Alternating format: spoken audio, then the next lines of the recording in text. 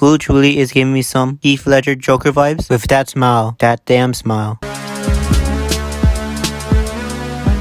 Another episode has just come out for Attack on Titan, and like many of you, I've watched it, and I'll talk about my thoughts and how this episode went. So without further ado, let me talk about what happened in this episode. So this episode starts off with a time skip to a few years back with the Ragago village incident. With Zeke narrating the scene, he reveals what happened to the village before it got thrashed and messed up. We see Zeke and Peck in her Titan form present along with some Marleyan soldiers using gas weapons that wiped the village unconscious. Then it was revealed with the villagers inhaling the gas, which had Zeke's spinal fluid. Zeke used his powers to transform the villagers into Titans and sent them to specific coordinates. We then transitioned to the present with Levi reminding Zeke that those villagers weren't just random people, but people from Ragago that Zeke slaughtered. Zeke said he wished he would never have done that, but if he didn't, they would have found out he was an Eldian restoration. Even so, Zeke thought he already told Levi this information a while back. As Levi responds, it's because he could tell that Zeke doesn't feel guilty for what he committed. Hearing that, Zeke tells Levi, you're probably not popular with the ladies, a line which kind of made me chuckle when I first heard it, since we know that many of the Attack on Titan fanbase are crazy obsessed with Levi. Hearing that, Levi replied, I know I was popular enough. With sarcasm, Zeke said, oh, is that so? Following up with, anyway, when can I meet Aaron for the experiment? Which, by the way, he's referring to experimenting on the rumbling. Levi then says he doesn't know and will await orders from HQ. Zeke tells Levi with a serious face to tell them if they're expecting him to wait, then they're gravely mistaken. As Levi replies, I can't agree with you with that. Then one of the scouts comes running to Levi, telling him he has received news to share with him. As he whispers to his ear, Levi says, what? Is that true? And hearing that from Levi's voice, we know he was shocked to hear whatever came out of that soldier's mouth. Afterwards, we transition to a scene where the Sasha family has arrived at the fancy restaurant where Niccolo has promised to treat Sasha's family for a full course meal. We then see Gabby, who seems to be a bit out of her element, by looking all over the restaurant like lost puppy, as the other kids started teasing her of how much of a country girl she is. Gabby, being embarrassed, asks Kaya if this is the place where that Marleyan POW works. Kaya says there's nothing to be worried about as many soldiers do come here. As Falco says it would be nice if they recognize a Marleyan acquaintance here. Then Niccolo appears and says welcome to the family. Once the family gathers it down, Kaya tells Gabby and Falco that's the guy you're looking for. Realizing that he's a cook and not a soldier, Gabby asks Kaya why he got invited. Kaya explains to her that Sasha was a soldier, and when Niccolo came to her funeral, Niccolo told Sasha's family he wants to treat them to a meal that he never got to make for Sasha, as well as adding on that she believed Niccolo and Sasha were in love. When she said that, Falco was stunned to hear that, and you could see that there's a bit of concern in his eyes, hearing about Sasha and Niccolo. Spacing out about it, Sasha's dad asks him if anything is wrong, and Falco says nothing as he eats his food and couldn't believe how delicious it was. We then see Niccolo is hard at work at preparing his main course.